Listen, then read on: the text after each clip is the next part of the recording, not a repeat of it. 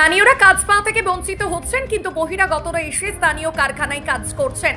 এরই প্রতিবাদে সোমবার ফের সকাল থেকে দুর্গাপুরের সগরভাঙা কলোনির বেসরকারি কারখানার সামনে বহিরাগত শ্রমিকদের আটকে দেয় তৃণমূল কর্মীরা। আটকে দেওয়া হয় ঠিকাদারকেও। চলে বেসরকারি কারখানার সামনে স্থানীয় বেকারদের তুমুল বিক্ষোভ। এমনকি এদিন আন্দোলনরত তৃণমূল কর্মীদের ক্ষোভের মুখে পড়তে হয় কারখানার তৃণমূল শ্রমিক নেতা শেখ রমজানকেও। তবে গত শনিবার তৃণমূল শ্রমিক সংগঠনের রাজ্য সভাপতি ঋতব্রত বন্দ্যোপাধ্যায় সগরভাঙা কলোনির বেসরকারি কারখানায় এসে মুখ্যমন্ত্রী মমতা বন্দ্যোপাধ্যায়ের নির্দেশ মতো কারখানা কর্তৃপক্ষের কাছে ইউনিয়নের নতুন কমিটির লিস্ট জমা করে দিয়ে যান। জানা গেছে, সেদিন আন্দোলনরত তৃণমূল কর্মীরা ঋতব্রত বন্দ্যোপাধ্যায়ের কাছে দাবি রাখেন বহিরাগতরা কাজ করুক, কিন্তু স্থানীয়রা যেন কাজ পান। এতে সম্মতি প্রকাশ করেন তৃণমূল শ্রমিক সংগঠনের রাজ্য সভাপতি ঋতব্রত বন্দ্যোপাধ্যায়।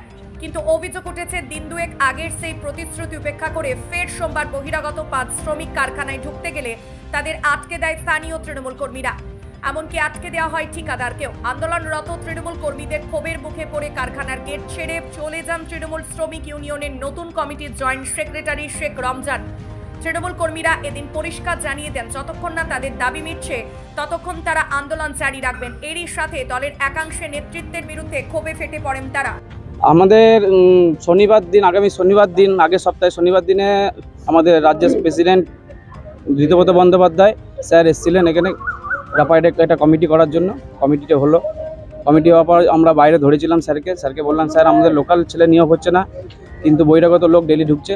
স্যার আমাদেরকে কথা দিলেন, এরপরে আগে কি হয়েছে জানি না, এখন থেকে আমি দায়িত্ব নিলাম, আগামী দিন থেকে কোনো দিন আর বাইরের ছেলে ঢুকবে না, যা ঢুকবে লোকাল ছেলে ঢুকবে পোর্টালের মাধ্যমে। আমার সাথে আমি মাসে 3 বার করে আসবো, আমার সাথে আমি আগামী 10 দিনের মধ্যে আবার আসছি। আমার সাথে তোমরা দেখা করে একটা আলোচনা করে তোমাদের যা প্রবলেম আছে আমি সলিউশন করে দেবো।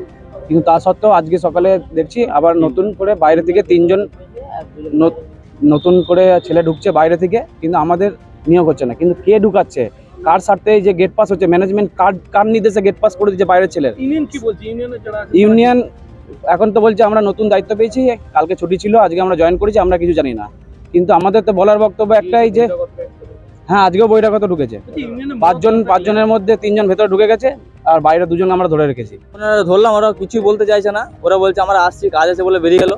আমার একটাই বক্তব্য যে আমরা ম্যানেজমেন্টের সঙ্গে কথা বলেছি, ঠিক আছে, যে বাইরের ছেলে কিভাবে ঢুকছে, একটা তো কোনো প্রসেস আছে। বাইরের ছেলে আপনারা গেট পাস বানাচ্ছেন, তো আমাদেরও সেই প্রসেসে আমাদের যে লোকাল ছেলে আছে, আমরা 70-80 জন আছি, এতদিন ধরে পার্টি করছি 12 বছর ধরে, তো আমাদের সেই প্রসেসে আমাদের লোকাল ছেলেগুলোকে নিন। ওরা বলছে যে লোকাল ছেলে ওই প্রসেস হবে না। মানে কি কারণে হচ্ছে না লোকাল ছেলে, বাইরের ছেলে মানে গেট পাস হয়ে যাচ্ছে। আমরা যখন গেট পাস দিতে যাচ্ছি, আমাদের এমনকি ইএসআই পিএফ হয়ে আমাদের কাজ হয়নি। মানে হ্যাঁ, পার্টি করি, তৃণমূল করেন? হ্যাঁ, তৃণমূল করি, কিন্তু তৃণমূল করেও আপনার প্রতারিত কোনো কিছু পাইনি। এখন কি বলবো, যে সব ছেলেগুলো কাজের একটা ব্যবস্থা করে দিন, একটা মানে খাবারের ব্যবস্থা করে দেন, কিছু বলার। তবে এই বিষয়ে কিছুই জানি না বলে বিড়ম্বনা এড়ান তৃণমূল শ্রমিক নেতা শেখ রমজান। খোলা হয়েছে, কালকে রবিবার ছিল, আজ সোমবার ডিউটি ঢুকছে। জানি না, আপনি দায়িত্বে ছিলেন তখন? দায়িত্ব ছিল বলতে কিছু ছিল না, আমাদের কাগজপত্র কিছু ছিল না তখন। কি বহিরাগতরা কাজ করতো? এরকম নর্মাল এরকম কাজ হতো, মানে আজকে তো আবার 3 জন করে এসেছে। জানি না কে ঢুকেছে, এসে আমি জিজ্ঞেস করছি ম্যানেজমেন্টকে কে ঢুকিয়েছে।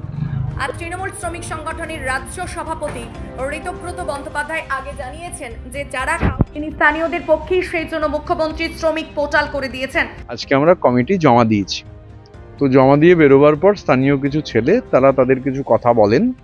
আমি আমার টেলিফোন নম্বর তাদের সঙ্গে শেয়ার করি, তাদের নাম্বার নিয়ে নিই, আর আমি তাদের জানাই যে এখন থেকে প্রতি মাসে ন্যূনতম 3 বার আমি দুর্গাপুরে আসবো। আমি ওদের নাম্বার নিয়ে নিয়েছি, যে ছেলেটির নাম্বার নিয়েছি তাকে আমি বলে দিয়েছি নেক্সট যেদিন আমি দুর্গাপুরে আসবো, ওনাদের বলেছি ওদের যা বক্তব্য আছে রেডি করে রাখতে। আগেও পাঠিয়ে দিতে পারে আমার হোয়াটসঅ্যাপে, কারণ আমি আমার নাম্বার দিয়ে দিয়েছি।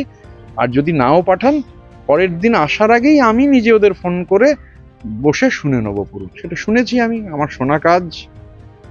এখন হতে পারে তাদের কেউ পাঠিয়েছিলেন, কেউ বা এগুলো খুব মানে আমি তো দীর্ঘদিন ধরে রাজনীতি করছি আর কি। আমরা আজকে আমাদের এটা কেউ গ্রাফাইটের কেউ নয়, এটা মাথায় রাখতে হবে। বাইরের লোক, নানান ধরনের অভিযোগ আছে। এখন আমি প্রত্যেককেই বলবো, কেউ যদি কাউকে কোনো প্রতিশ্রুতি দিয়ে থাকেন, তাহলে যে প্রতিশ্রুতি দিয়েছেন তাকে গিয়ে ধরবার জন্য।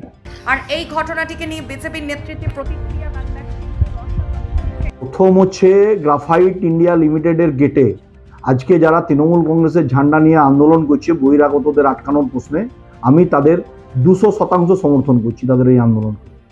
আমরাও ভারতীয় জনতা পার্টি এবং বিএমএস এর যৌথ নেতৃত্বে গ্রাফাইট ইন্ডিয়া গেটের লিমিটেডের গেটে এই একই কার্যক্রম আমরা শুরু করব।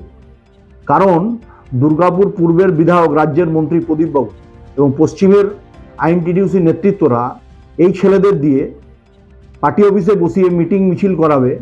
তৃণমূল কংগ্রেসের এই ছেলেদেরকে সামনে রেখে তারা নিজেদের স্বার্থ সিদ্ধি করবে, আর স্থানীয় যুবকরা পেটে গামছা বেঁধে বসে থাকবে। এটাকে আমরা সমর্থন করি না। আমরা স্থানীয় তৃণমূল কংগ্রেসকেও করতে পারে, তাদের সমর্থনে আমরা আছি।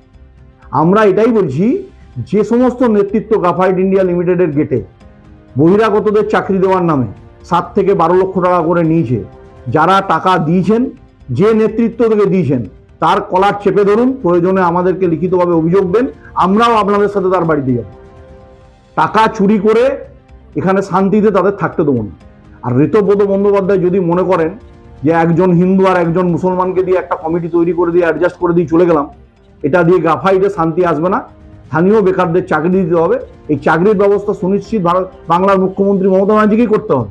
মুখ্যমন্ত্রী বসে বলবেন গ্রাফাইটে এই নেতৃত্ব কাল থেকে থাকবে না, পরশুদিন থেকে অভিজিৎ ঘটককে সরিয়ে দেওয়া হলো, ঋতব্রতকে দায়িত্ব দেওয়া হলো, আর এখানে হচ্ছে বাকিরা মারামারি করে মরবে, এই প্রক্রিয়া চলবে না। এখানে বেকার যুবকদের কর্মসংস্থানের দাবিটাকে সুনিশ্চিত করতে হবে রাজ্যের মুখ্যমন্ত্রী।